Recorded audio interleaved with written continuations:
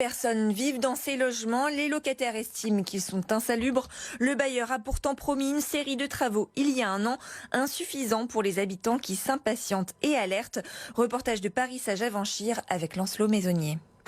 Aux immeubles de la Roquette 1, les problèmes commencent dès le pas de la porte. En fait, depuis 7 mois, les habitants se plaignent que la porte ne ferme plus. Donc il n'y a plus de sécurité, tout le monde rentre dans l'immeuble et ça devient un squat. Tous les jours, Jonathan rend visite à ses parents avec son conjoint. Il a constaté les problèmes qui s'accumulent chez eux. Le dernier en date, une fuite d'eau sur les murs pendant 2 jours liée aux récents intempéries. Bah oui, moi j'ai peur, en plus que ça coule partout, ça bousille les meubles. Je demande juste une solution qu'on paye les charges qui réparent les réparations.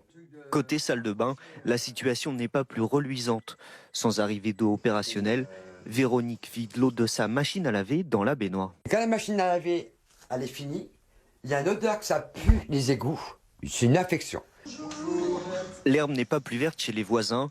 Chez Laurence, aide-soignante qui s'approche de la retraite, il y a de l'amiante dans le parquet et du plomb sur les murs. Son balcon menacerait même de s'effondrer. Au niveau des scellés là, il y avait de la rouille et la rouille a été simplement cachée. Donc on ne sait pas si les vis vont tenir ou quoi que ce soit. On a la sensation que le balcon est de travers et qu'on est attiré par le sol.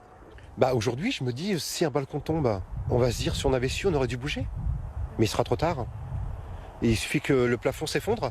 L'HLM, pareil. On va faire quoi? On va dire quoi? On va répondre quoi aux familles? Après une visite sur site début décembre, Mon Logement 27, bailleur de l'immeuble, assure avoir déjà pris plusieurs mesures. Parmi elles, un diagnostic sur la structure de l'immeuble mettant hors de cause la solidité de l'ouvrage. Des travaux permettant notamment le désamiantage du toit devraient commencer mi-2024, un chantier qui devrait durer 6 à 8 mois.